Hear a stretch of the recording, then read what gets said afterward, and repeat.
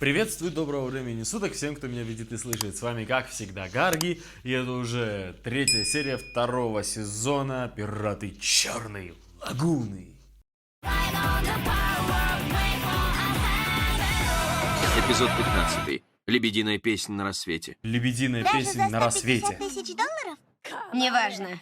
Сейчас я их шлепну. Не забудь собрать деньги, Эда. Да.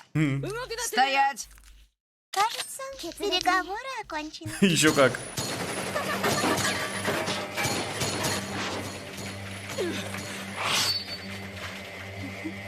Ах ты. Вот они. Это Ходоровский. Я их нашел у поинт спуска. Ясно. Достали. Не надо, Эда. Это отель Москва. Вот они и появились, сестра. Русские. Ага. Слушай, сестра, давай запутаем русских. Если мы начнем их убивать, они побегут на свою базу. Я поняла, брат. Разделимся и поохотимся на русских. Удачи, сестра. Да, брат. Я люблю тебя. Я тоже тебя люблю.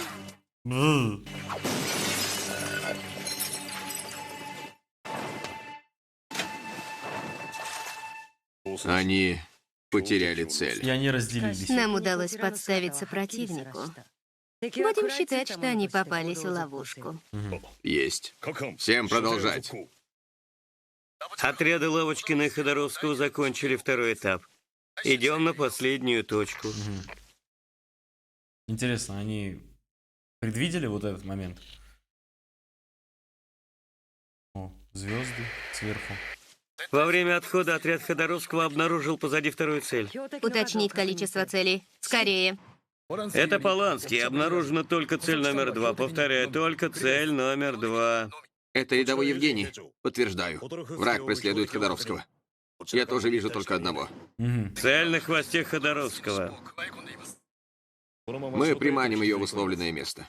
Значит, только один из них попался в ловушку. Так точно. Хорошо. Ведите его сюда. Но не дайте ему догадаться. Эти дети очень умные. Пусть поверит, что контролирует ситуацию. Приступайте к следующей фазе. Паника и хаос. Интересно. Ясно. Действуем в стиле мафии. Все нормально. Скоро будем у входа в парк. Там атакуем цель. Главное — смутить и разозлить их. Когда разозлятся, станут невнимательны. Это главное. Вас понял. Пора, сержант. Твоя часть работы. Есть. Что ж, удачи, капитан. Да, ты тоже будь осторожен. Интересно, что они задумали. Ну, пора закончить эту дурацкую историю. Черт! И как я теперь вернусь в церковь? Надо было договориться. Ты слишком жадная. Да блин! Кто, по-твоему, не дал отелю Москва оторвать твои яйца, а? Да у меня вообще никогда яиц не было. Дура чертова. С меня хватит! Да. Доставай пушку! С удовольствием, Рави, я тебе еще дырок в жопе настреляю. Классная вообще фраза. Я тебе еще дырок в жопе настреляю. Мне пофиг. Ничего не вышло. Ну, Я возвращаюсь в церковь. не свезло. Позвони мне, если еще что-то случится. Эй, а как же я? А что ты? Я не хочу одна ловить машину, когда кругом стреляют. Поедем вместе, Рэви. Мы же подруги. Сама справишься, не маленькая уже. Сейчас подруги, Что? да? Бессердечная тварь! Не свезло. Привет, тетя. Твою мать. Давно ты здесь? Ждала, пока ты останешься одна. Не хотела с вами обеими воевать. Облом. Ты же поможешь кое с чем, тетя? Сейчас брат убьет русскую, и нам надо будет выбраться. А нашу крышу, семью Вероччо, мы уже убили. Дура. Знала, что так будет, и убила босса. Вероча мертв. Незачем убивать балалайку. Зачем продолжать все это? Ты ни с тем не разговариваешь. Зачем? Ты спрашиваешь, зачем? Потому что интересно. Потому что нам нравится. Больше незачем. Хотим и делаем. Даже такие отпетые. Остальное совсем не важно. Нам просто нужен проводник. Кто-нибудь ответственный. Ты такого знаешь, тетя? Да. Йо.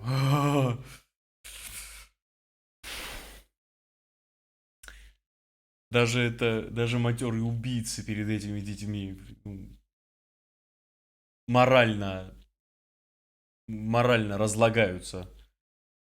Потому что, это кошмар. То, что я услышал в прошлой серии, я до сих пор на эмоциях. Ну и где этот мальчик или девочка, или бог знает? Нет смысла прятаться. Выходи. Заметили меня. Вы наблюдательны. Ваши солдаты тоже хорошие. Столько гнался, и ни одного не смог завалить. Что дальше, уважаемая? Раз уж я тут, хотите поговорить? Может быть, про того человека, что я убил? Чувак, Обычно бы умер быстро, а он держался долго и кричал: «Капитан, капитан!» до самого конца. Даже когда потерял столько крови. Ясно. Какая вы холодная, тетя. Но скоро вы станете совсем как тот человек. ну чувак, Жаль, что у нас мало времени. Очень жаль. Прости, мальчик. Твоя сказка кончилась. Но прежде тебе надо попросить за все прощения. Да, мальчик? Так что вставай на колени. Это очень интересно. На колени! О, вот честно, он же умный. Ну разве он не понимал, что тут снайперы кругом?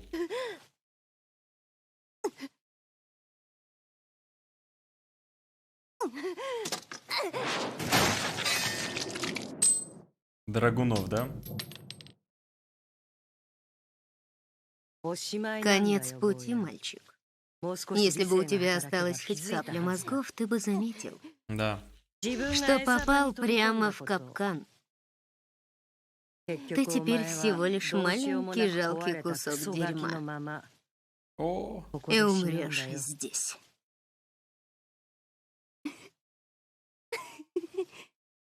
Интересно, что вы такое говорите? Я не умру. Я не могу умереть. Мы же убили столько людей. Очень, очень много людей. Мы можем прожить все. Эти жизни. Мы можем продлить свою жизнь. Мы никогда не умрем. Поэтому Мы бессмертны. Ты в это веришь? Как интересно. Но как поется в песне, «No one lives forever». Никто не вечен. Мне стоило бы пытать тебя, прежде чем убить. После того, что ты сделал с моим подчиненным, это справедливо. я-то вот этого ожидал на самом деле. Однако, я не настолько больная на голову, как ты. Тоже есть такое. Поэтому я просто буду сидеть здесь и смотреть, как ты умираешь. Ну, пытать детей все-таки тоже. С такой раной это минут 10. Я посвящаю твои последние минуты Сахарову и Меньшову. Я уверена, что ты не понимаешь. Да. Даже все больные на голову по полной программе, даже чем эти дети, боятся смерти. Ну, по факту, они просто не хотели умирать. Не плачь, придурок.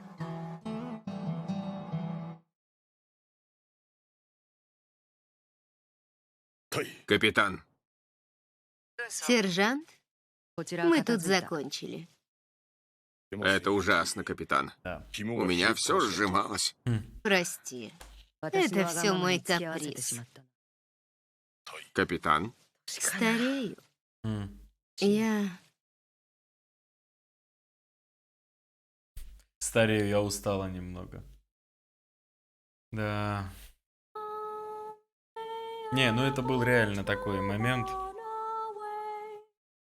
Это максимум, что она могла с ним сделать, даже если бы у них время было много и так далее, она просто, не может какие-то черты переступить. Она же не больная на голову. Она, конечно, контуженная, как и все ее бойцы, но...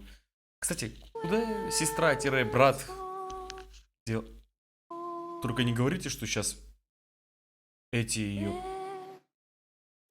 Команда Реви, что ли? Рок. Господи, вы что, издеваетесь? Они ее вывезли. Вы сейчас прикалываетесь надо мной. Это что? Он-она поет? хороший у нее голос. Не похож на голос убийцы-психопата. Скорее, на ангельский. Проклятый ангел. Но все как-то наперекосяк пошло. Это точно.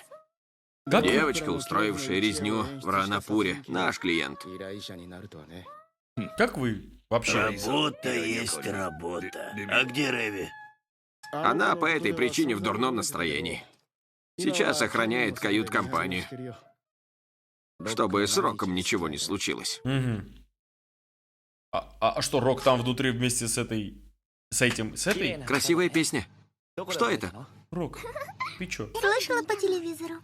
Мне она очень нравится. Рок, ты чё там с ней сидишь? Я хотела, чтобы брат услышал эту песню. Но ты стал первым, дядя. Эй, А ты совсем другой, дядя. Как будто из другого места, из другого мира. Она чувствует. кажется, я все еще не привык к такой работе. Она столько фигни. Ты хороший. Бабы, Я всегда вижу, кто хороший. это точно. О, Это я, балалайка. Ты ведь знаешь, почему я звоню? еще как. Да. Думал, ты позвонишь раньше. Дач, ты понимаешь, что делаешь? Безусловно, нам достаточно заплатили. Не долг чести. Я похож на филантропа. Хотела убедиться. Наши действия зависят от твоих. У нас обоих есть дела. Так, балалайка? Дач, мы движемся к югу. Ты прав, Дач. Я уже подготовила кое-что. Ага, я это уже вижу. Ни о чем не жалей. Удачи тебе. Слушаюсь, капитан. Сержант, Да. принеси список неприятностей на букву «Э». Для подстраховки. Вьетнамский флот. Мощно. Впечатляет. Она что, на них натравила Сила отеля «Москва». вьетнамский флот? Будем Натравила? драться. С ума сошел? У нас торпеда, а у них ракеты. Плохо, но в южные моря путь закрыт. А Бруней? К Мелодили? Нет, туда фиг доберешься. Тогда единственное, куда мы можем добраться на катере, это к Элрою, в Панкал-Пинанг. Элрой Большой Рог? Хорошо, так и сделаем. Я свяжусь с ним. Эх, море. Мы в море, а я не могу даже посмотреть. Жалко. Извини. Ничего, я привыкла. Ты вообще понимаешь, А с кем? ты раньше море не видела? Ты понимаешь, с кем сидишь? На Сицилии и в приюте мы видели только серые стены. О боже. Мы родились в Карпатских горах. Карпатские горы. Там сумрачно и пусто. Диктатор запретил аборты, чтобы увеличить рабочую силу в бедной стране. Чаушеску. Но по бедности они не могли растить детей. Брошенные дети оказались в государственных приютах. Стали рабами тайной полиции. Диктатора убили. Только сироты остались. Потом мы оказались на Сицилии. А потом они все на Сицилии Там оказались. была кровь и темнота. Нас били так сильно, что мы писали кровью. Боже. Я много говорила с братом. Почему Бог заставляет нас страдать? А потом мы с братом заметили, что когда нас приводят к другим детям, и мы бьем кого-то из них палкой, все взрослые смеются, и мы тоже смеялись. Мы решили, что пока смеемся, все будет хорошо. И если жизнь продолжается, когда кого-то убивают, значит, потому мы и здесь. Чтобы убивать, быть убитыми и убивать снова. Так и замыкается круг. А тебе не грустно от того, что твой брат умер? Кстати, О чем ты? Я здесь. Я всегда рядом с сестрой. короче, они оба Вот парни. почему мы никогда не умрем. Мы всегда будем убивать, замыкая круг. Так работает этот мир. Все всегда со мной. Поэтому нам не грустно. Запах крови, крики, тепло внутренностей. Мы любим все это. Нет, ты не прав. Мир существует, чтобы вы были счастливы. Послушай, кровь и тьма — лишь крошечный кусочек мира. Это не все. Чувак, Не плачь, дядя. Я первый раз встречаю кого-то такого доброго. Поэтому вот награда. какая награда? Боже.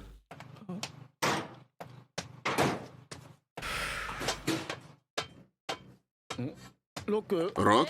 Бенни, проверь, чтобы с ним все было в порядке. Я позабочусь об этой. Хорошо. Ага. Значит, и у таких, как ты, красная кровь. Слушай, расстроена не только монашка. Мне тоже очень жаль, что ты жива. А у тебя тот же запах. Кровь и порох. Запах гнили и грязи. Мы с тобой одинаковые. Это не важно. Еще раз достанешь его, я тебя убью. А если скажешь мне что-то неприятное, я тебя тоже убью. Ну давай с ней сейчас. Черт. Ну почему? Весь мир против них. И они стали чудовищами. Тиграми, людоедами. Черт. Рок, лучше об этом не думать. Так всем будет лучше. Я... Хочешь позаботиться о ребенке? Бесполезно. Она не перестанет убивать. Нет. Если бы хоть кто-то был с ними добр. Они бы пошли в школу, нашли себе друзей и жили счастливо. Ты сейчас не помогаешь. Но этого не случилось, Рок. Так что все кончится тут. Рок.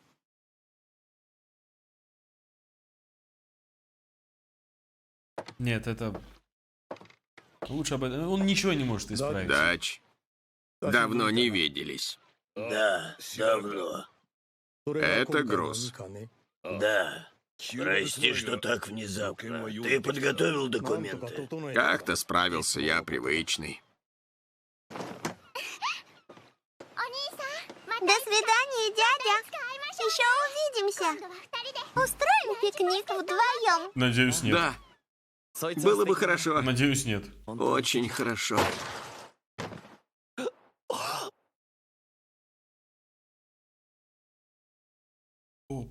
Опа, на вот это поворот. Красивое небо.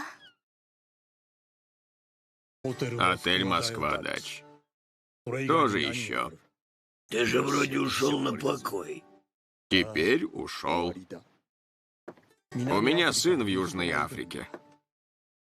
Я получил письмо от его жены. Ему только 34, а у него нашли рак. И вообще, я устал ходить по грани. Это мое последнее дело. Это кто? Отель Москва хорошо заплатил. Понятно. Пока. В самом конце сказала красивое небо. В самом конце. Блин. Рок, найди скатерть. Прикроем тело. Не надо, Дач. Ей и так хорошо. Смотреть в синее небо, слушать, как шумит море. Черт, красивый кадр. Слушайте, ну... Ладно. Нет, на самом деле, я под очень большим впечатлением от этой арки, от трехсерийной арки. Это было просто что-то с чем-то. Ну, прежде чем начать разбираться в полной серии, хочу зачитать... Во-первых, хочу сказать большое спасибо одному из подписчиков.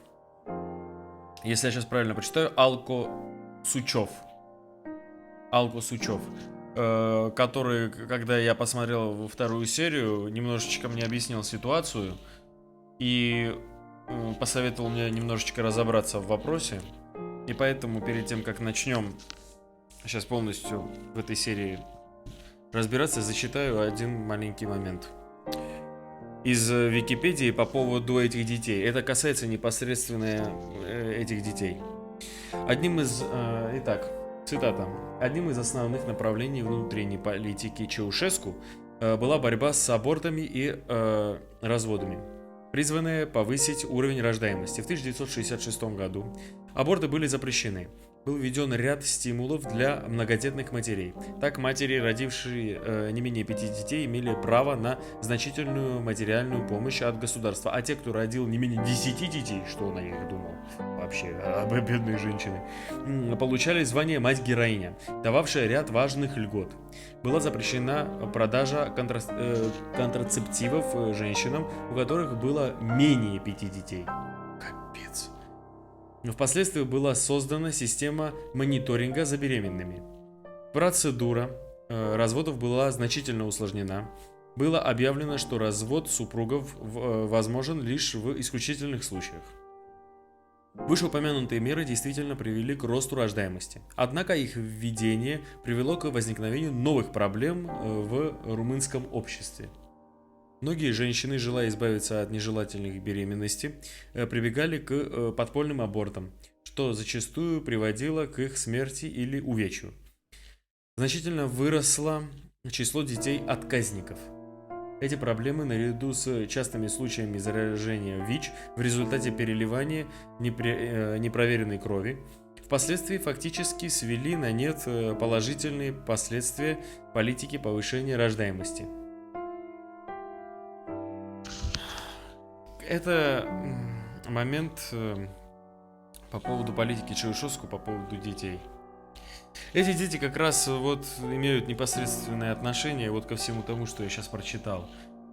Представляете, 5 детей для одной семьи. Много детей отказников было. Были и плюс еще революция, передел, гражданская война. Вы представляете, что происходило? Эти дети — это последствия страшной, идиотской, дурацкой политики ради популизма. И в итоге вот как судьба детей сложилась. Приют, потом на Сицилию, потом... Вот даже помните, во второй серии был момент, когда румынское видео для извращенцев 200 штук. А потом вот что с бедными детьми случилось. Не знали, куда их девать. Решили на них заработать. Они все равно никому не нужны. Вот так их было. А бедность и нищета толкает на страшные вещи. На ужасающие вещи. Мне очень нравится это аниме, уникально тем, что здесь показываются последствия неправильного поведения политики, и неправильного всего, что происходит в этом мире в реальности. Вот здесь прямо показаны последствия. Даже балалайку можно к этому отнести. Балалайку со своими этими ребятами. Это люди, которые отдали душу, отдали всего себя ради страны, которая развалилась и которой больше нет. И здесь показаны последствия и персонажи, люди, которые больше никому не нужны, когда были нужны. Цель пропала, и они нашли новую цель — жить. Что знаю по поводу этих детей? Называется серия «Лебединая песня на рассвете». Может быть, эта серия так называется, потому что эта девочка так запела в конце. Или мальчик, господи, я уже запутался.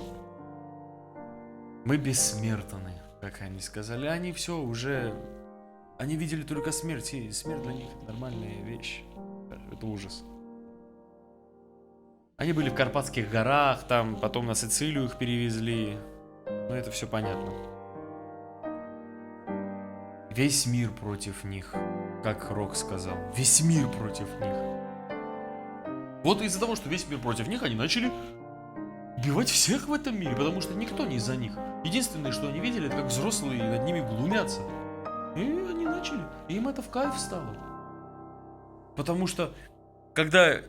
Если безысходность, это голова так просто сработала. То есть они могли лишь умереть, либо приспособить свою голову, иначе бы взорвался бы мозг. Они просто вот голова взяла и переключилась. Человеческий мозг — это уникальная вещь, особенно психологически. Дети попали в такую страшную ситуацию, просто ужасающую, просто в чудовищную, дьявольскую ситуацию, что у них просто взяли мозги, переключились именно под эту ситуацию. И для них это стало нормой. Какое красивое небо, она сказала. Даже Реви сказала, господи, твою мать, она сказала. Вы представляете? То есть ее еще больше фиговее стало, что это страшнейшее дьявольское существо под личиной ребенка сказала какую-то хорошую вещь в конце жизни. Чем-то напомнила снова же «Войну мир» Балконского, когда он был очень серьезно ранен, почти умирал, и смотрит, господи, нет ничего.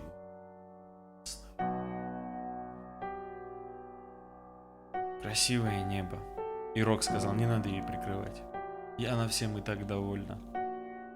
Последние, между прочим, 5 минут, когда человек умер, последние 5 минут, как доказано, отпечатываются в глазах. Так что пусть смотрит. Да, если честно, я немного был шокирован действиями Дача и компании Лагуна. Ну, нет, они нормально поступили. Девочка им заплатила, и они ее вывезли.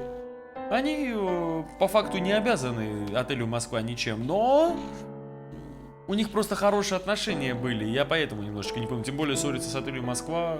О, господи, не дай бог.